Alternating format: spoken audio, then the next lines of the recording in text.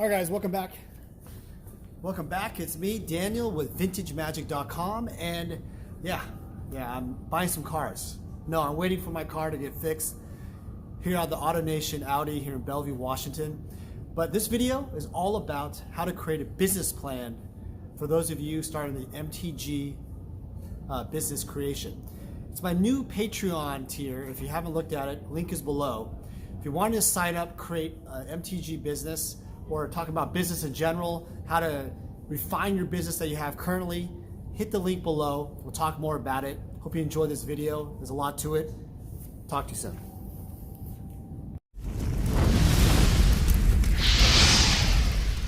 Vintage Magic. Game, collect, invest.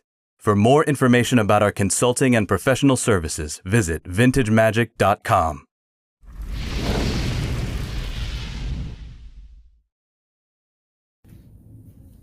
All right, guys, welcome back. So let's get right into it. All right, hope you guys are being safe in the quarantine. Here we go. So for those of you who are starting your Magic the Gathering business plan, it's going to be a very, very critical document to pave your way to create an amazing business. So the most important thing for a business plan, keep in mind, is to know that it's going to be a working document. It's not going to end right now. It's going to be something you're going to be changing all the time. Now, the foundation, though, is very important. So it's almost as if you're creating a house, you're creating something for the future, a blueprint. You have to have as detailed of a plan right now. I'm not asking you guys to go out there and do something fast. Take as much time as you need, but it cannot be something where you just rush into it. If you think you're just gonna, go out there, spend an hour to do it, 2 hours, it's not gonna happen. Take an initial 2 to 3 days, maybe even a week for some of you, to get this business plan together. It's gonna be something that you might be like, man, you're in the bathroom, you're just sitting around reading a newspaper, you'll be like, man, I gotta write this down. Or you're just out there going for a walk during the quarantine and you have another idea, write it down, put it in your phone, text yourself, whatever you need to. Your business plan is gonna be the most important document you have.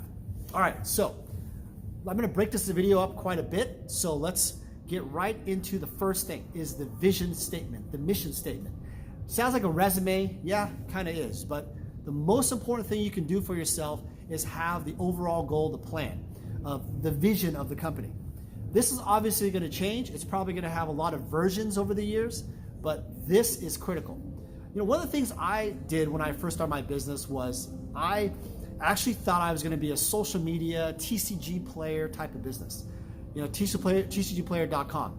I thought I wanted to create more of a web application type of thing, but that's not what happened. I ended up selling older Magic the Gathering collectibles, artwork, whatever, right, online, and I narrowed down my path. See, the thing is, though, you're not going to be able to get right to the exact business maybe in the very beginning. Some of you will, some of you will not. But for now, I want you to really think hard, what is the vision statement? What is the goal? What is the plan of this business, right? So, if you tell me the plan is to serve customers, a little bit too broad, okay? Because you can do that with any kind of business, right? If you want to, if you tell me, well, I want to do it this way, I want to sell these rarities, I want to sell these cards, a little bit too specific, right? I want you to be a little bit more broad and specific. It has to be a very wide goal, but a narrow enough where we can actually achieve it, if that makes sense, right? So think about that carefully. All right, next step that I would go after you get that vision statement, and you'll probably change it. As you're going through these 7 steps, you're actually going to change the steps as you go. You're going to change the vision statement. All right, so the next part I would get into isn't, everybody asks me, like, what do I buy? What do I sell? How do I make money? How do I do that? That's not what we're doing on this one immediately. We're looking at what we call the macro, which is the big pictures. That's what the business plan is. And the micro is the dissecting as we work together through each area in your business plan. So keep that in mind. This is all high level, bigger stuff, bigger things, not just like, hey, I want to know what to buy in this car. What's your buy list of this? No. That's not how it's going to work. So the macro thing I would start out first is, first and foremost, business logistics. Business logistics. Keep that in mind. What are we talking about here? Business license, right? We're talking about accounting, taxes. Do you have a CPA in mind? Do you have what are your current finances, right? That stuff we're gonna go over. 3, finances. For many of you, I've already talked to you about getting together what you call a financial statement. It is the #1 document you have to have for your business. It is not only your personal, but it's also your anticipated business expenses. That makes sense.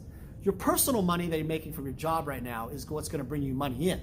But eventually, your personal expenses and everything will be paid by your business. So you need to start thinking about, where I can save money.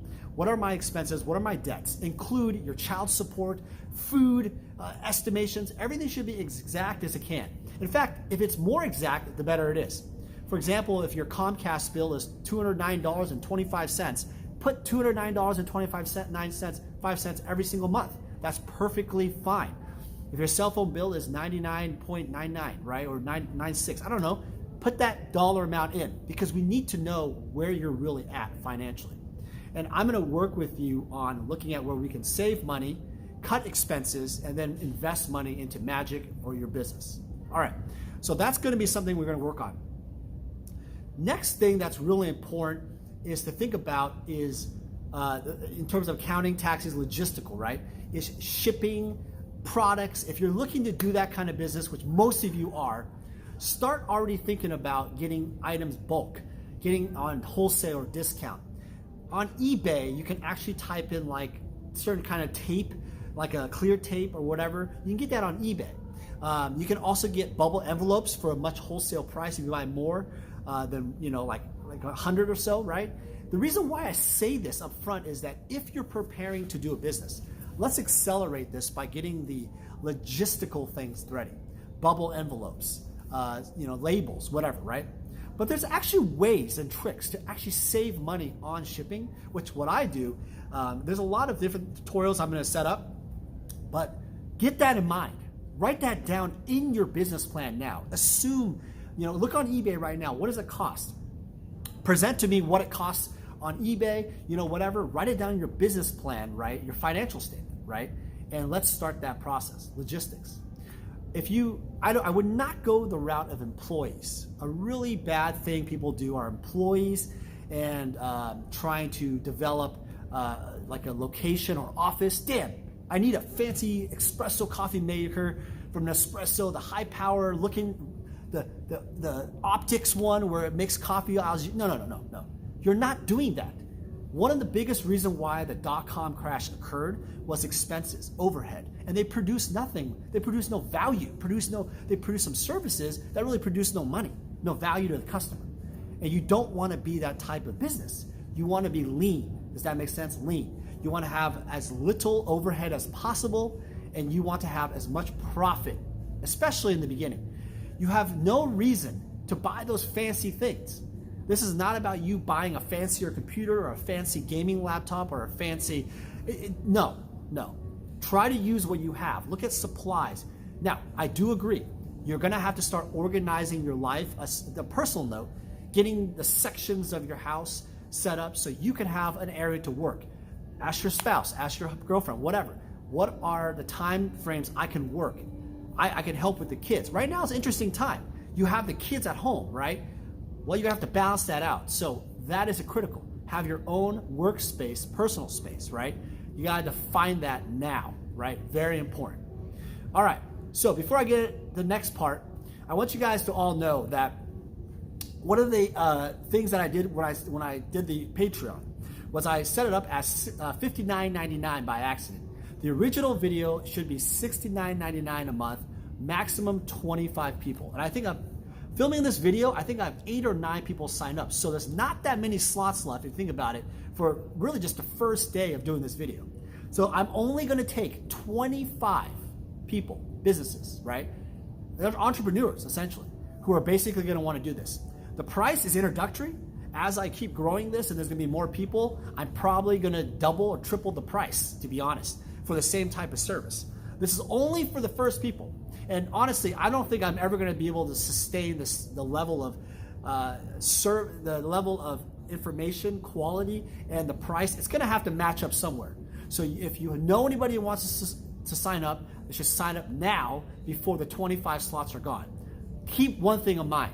After you basically quit, like let's say you can't afford the first month, or let's say the first month you cancel, or 2 or 3 months down the road, I'm sorry about that, but unfortunately I can't do it for free, right? So if you lose that slot for that introductory price, you will lose it forever, because the next one will be much more expensive. So unfortunately, that's the way it's gonna go. It's first come, first serve, 25 people at the $69.99 price. All right, let's do the next part here in a second. All right, guys. All right, so we talked about the initial accounting, logistics, and some update information. So next, let's talk about the next part of your business plan I want you to focus on is social media, advertising, that kind of thing. Now, we are not gonna spend money on advertising right now. We're gonna do all the free things first. How does that work? Well, in social media world, it's all about being viral, right? You've seen with Rudy's videos, he's gotten about 260,000 subscribers. He accelerated really fast in the beginning, but now it's kind of plateaued a little bit. We're gonna talk about all that stuff. We're gonna talk about Facebook, YouTube, Instagram, Twitter, all those things. You know, I can tell you right off the bat, those areas are the most important parts of your business because people have to know who you are. People often ask me, I actually had a phone call today, Dan, where do I get those deals that you're getting? How does that work? Where do you get all these cards? How's that work? Why do people trust you?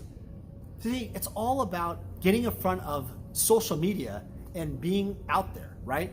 If you're afraid of being in front of a camera, start getting a tripod and start recording yourself. Have your wife or spouse look at you and give you some coaching. You're gonna have to speak louder. You're gonna have to act a little bit, you know, it's gonna act a little funky. You're gonna have to, you know, but be yourself, you know, but have energy, right? Maybe drink a Diet Coke like I do, or, you know, whatever, right? Like a smoothie.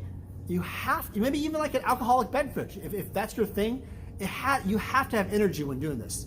The thing is, Rudy actually is very, very introverted. He comes across very extroverted in his videos, but his nature is introverted, right? But for me, I'm already extroverted. For me, I'm actually toning this down because I would already be jumping around all these cars, but I'm not. So keep that in mind. You have to keep your energy up when you're doing this stuff. All right, so I've already talked to some of you about opening social media accounts. That links up towards branding. If you think about it, branding is probably more important than anything else. Now, you're probably thinking of all these wonderful ideas. Well, what am I going to name this thing? How am I going to do this? How did Audi become a brand? How did Volkswagen? How did Ferrari? Whatever, right? How did Vintage Magic come about? And branding doesn't have to be the name of what it is. Vintage Magic is a very, it's fitting towards what I do. But, you know, like the word eBay. What the heck is an eBay, right? eBay is eBay. Does that do with anything about selling? Amazon, is that the Amazon jungle? No, it has nothing to do with that. It's branding, right? You have to go with it.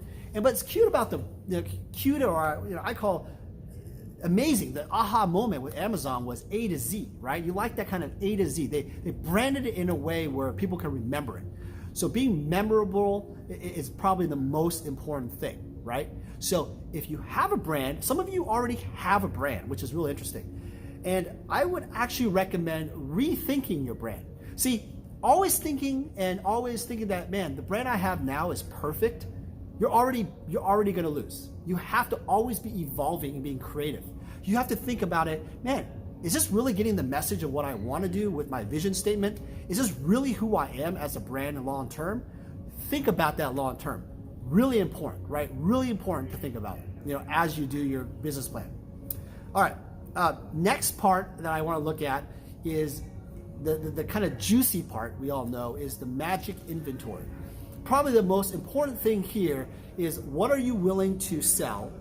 What are you willing to keep? I'm not talking about the cards you're going to keep and play in your commander decks or your vintage decks or old school decks. I'm talking about items you want to sell, that you want to not just liquidate, but retail, that you're willing to trade to build a collection, right? Build a business, build a portfolio for people to buy. If you're not willing to sell anything, that's fine. Then you're going to have to just put up capital and buy new inventory. And that's just the way it's going to go. All right, hold on a sec. I got a little bit of noise here. Sorry, guys. People are still buying cars. It's interesting also, by the way. Buying a car right now is non-essential, but you can service your car. But you can buy a car here at the AutoNation Bellevue Audi if you wish. You just have to make an appointment. Kind of interesting. All right, so back to what I was talking about, inventory. This is probably really hard. Some of you guys are gonna have inventory that you really wanna keep, but remember, you're gonna have to raise capital. Unless you have like unlimited capital coming in, $20,000, $40,000 a month of capital, just bang out, right? Big capital coming in. Most of you probably only have about $10,000 to invest in, and then you have your collection. But your collection might be worth $50K to $100K, right? So keep that in mind. That additional capital can make or break opportunities for you to grow your investment. Think about that. Think about that very carefully. What cards, what art, what prints, whatever you have, knickknacks, right? Magic memorabilia, what do you want to sell? Artist proofs. You have to understand that is critical. Inventory. Excuse me. All right, so next part. After that, you have to also look at how are you gonna, so that's the offering, right? The products. You're gonna have to make spreadsheets about this. Now you're gonna have to think about the combination of buying and selling in general. What platforms are you going with? Are you going with Amazon? Are you going with eBay, TCG Player? There was another company called MTG Sphere, or I'll have to look that up. There's another company where they sell cards. There's also the Discord, right? The discord.gg website, right? There's groups that sell stuff. The Facebook groups, there's tons of Facebook groups. Start organizing your network. Network is where the selling and the buying happens, right? It doesn't matter where it is. You might be thinking, well, Dan, why is it on eBay Rudy has his Arabian Nights sets, there's like 100 sets for like $2 million. He's never gonna sell it. All his items are like double or triple the price. I mean, Dan, you have items that are just ridiculously priced. Why? Because I'm doing it for marketing. I'm doing it for hits. When people go on there, they also look at other items. And we have rare items, right? Like if you post them on your Instagram, your Facebook, or your YouTube, people are attracted to that. They're attracted to wealth. They're attracted to excitement. They're attracted to, the buzz, if that makes sense, right? So in our industry, the cards, the art, the content like that, right, is the buzz. You need to create buzz and people interested in your business. How do you do that? You're gonna have to have the products and the network to do it. Now remember, the groups and the networks in your reputation is really critical. Remember that reputation is a one-time thing for some people. I'm not saying that your reputation, don't confuse reputation by people not liking you because you're successful. People don't like me all the time because I'm successful. But there's nothing about, hey, Daniel doesn't ship the item. Daniel doesn't produce the item's quality. Look at my eBay feedback. I have about 5,000 unique feedbacks with tens of $1,000 transactions, right? Look at it carefully, $1,000 transactions all the time. People always say, hey, I got the product great, condition was awesome, shipping is perfect. Think about that. You need to develop great reputation. Think about that. How are you gonna provide that? And that leads to customer service. How are you gonna produce the best customer service? What kind of platform are you gonna use? Are you going to use more of a constant contact marketing platform where you communicate people with products you have and thanking them for their business? Are you doing more automated approach, more personal approach? Are you going to pick up the phone? Maybe you should do all of it. But everything you think of in this initial document has to be your idea. I have my ideas, I have my thoughts, but I'm going to critique it. And see, the thing is, this isn't the Daniel Chang business. I've already done my business. I'm already creating my business. I have businesses all over. But you need to create your own business. And whatever it is, some of you had a really great idea, said, I want to do real estate. I want to do investment property. I want to do, food, right? It doesn't matter what it is. Okay, so whatever business you want, let's dissect every business. Look, I don't own a restaurant. I don't own a car dealership. I don't own a bank, whatever, but I own a business and I have a real estate business too, right? So any business we do together, they're all mingled related, right? They're all connected because they're all connected to the initial finances, the initial business plan, to all your other investments, your personal life, your debt. Everything is connected. Marketing is all connected, right? So how you develop this business plan now is critical. All right, so let's begin the next chapter of this, the final part. All right, the last part of this business plan video, and by the way, I'm looking at a very macro approach, okay? We've looked at accounting, logistics, buying, selling, networks, social media, all this stuff, right? Marketing, logistics, where am I gonna set my stuff up, right? But I want you now to think about the customer, and that is the last part of this business plan. I want you to think about what customer you want to sell to, what you're building a relationship to. That's probably the better word, a relationship with. So the customer you end up having is not going to be someone you sell a car to. I know this sounds a little bit, ironic actually. The car business is a great business. There's different brands, right?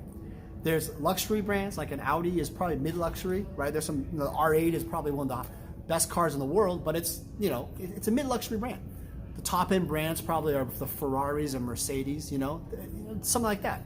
And then you have more of the affordable brands, like the Kias and stuff, Hyundais. But think about that.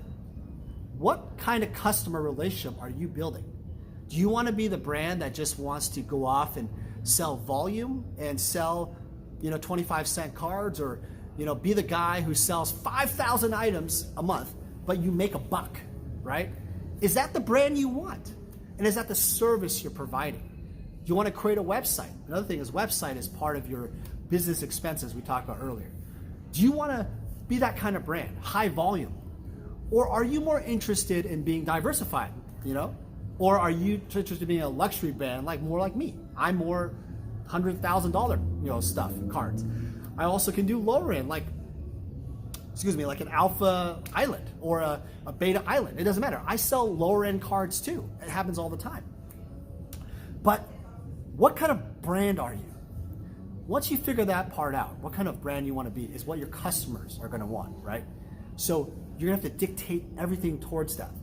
It's kind of like it's a very important step, because the amount of capital that you have right now, you're probably saying to yourself, man, I can't afford the Power 9 that Daniel has.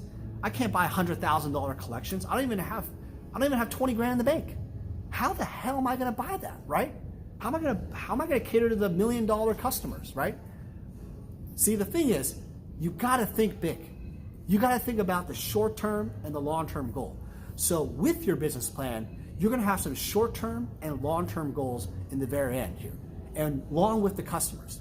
Meaning, think about this. As you grow your business, you may hit short-term goals that you're thinking. My type of customer is going to be this type of caliber at first. But as I get more capital, which you're going to, right? Be successful. What kind of customers do I want to expand in? And how am I going to do it organically and build that business, that part? I want you to think about that, because your customers will evolve. And ultimately, when you make this business plan, you have to be decisive.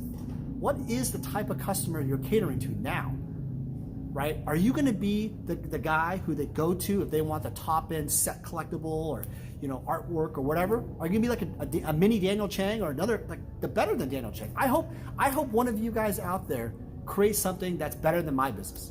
That'd be a true honor. And I love competition. Something I'll teach you guys is that never, ever, ever rank on the competition. Never insult the competition. Competition is great. And keep in mind, do not take my videos about Rudy and all that stuff as I'm hating on Rudy. It's called criticism. It's also called shock and awe. It's very important to understand that Rudy and I are business associates. We're in competition, and in some ways, some sense together, right? In another way, we're not. We're not at all. We use each other, right, to grow our businesses. And that's okay. But insulting another business, like for example, Audi doesn't go off and insult, BMW, and BMW doesn't insult Mercedes. They provide a better product and a service, and they win on their service, product, and their dedication in their brand. And that's the only way you're going to win, is if you provide that service and level to fit your brand. All right, guys, a lot in this video. I hope you guys liked the video. Put in the comments below what you think. If you're starting out, go to patreon.com/vintagemagic and sign up. There's only going to be a few slots left. I'm telling you, it's only $69.99 for every single month. I'm only going to have 25 slots, and that's it. One-on-one attention. I've already called some of you guys. Actually, I got to jump off this and make a call to a business entrepreneur in England. I think it's from London. So I'm excited to meet the guy and talk to him. And it doesn't matter if you're international, doesn't matter if you're US. I look forward to working with you guys. And I said in my last email to these guys, one day we're all going to meet at a Magic Fest, go to GP Las Vegas, whatever, have dinner, maybe have a booth together, make deals, whatever, right? In the end, we're all gonna smile at this and say, it all started with signing up. See you guys later, talk soon. Thank you everyone for watching the videos. I wanted to do a special thank you to Sam Tang from Kitchen Table Magic. He's been a great friend and a great artist producing the videos. Been very patient with me in his directing. And I also want to thank Brian Weissman. Brian and I have become friends out of this, and I've learned a lot from him. And he's spent countless hours sharing his knowledge and wisdom. Without you guys and the support of my Patreon, this would never be possible. If you guys have additional comments or suggestions, I'd love to hear from you guys. Just go to vintagemagic.com and go to the Contact Us page. I would love to hear from you. So thank you so much for watching. We'll talk to you soon. Thank you everyone for supporting our channel. It means a lot to me that you're enjoying the content we're putting out there. I have a Patreon page that supporters have access to special perks and rewards. Become a supporter at patreon.com/vintagemagic. As a patron, you receive exciting pricing on sealed product, flash sales, annual gifts, and personalized consulting services from me. Again, thank you for subscribing to our videos and supporting the channel. I love meeting players, collectors, and investors all over the world. If you see me at a Grand Prix, please come by and say hi. I would love to meet you. Thank you everyone for your support and friendship.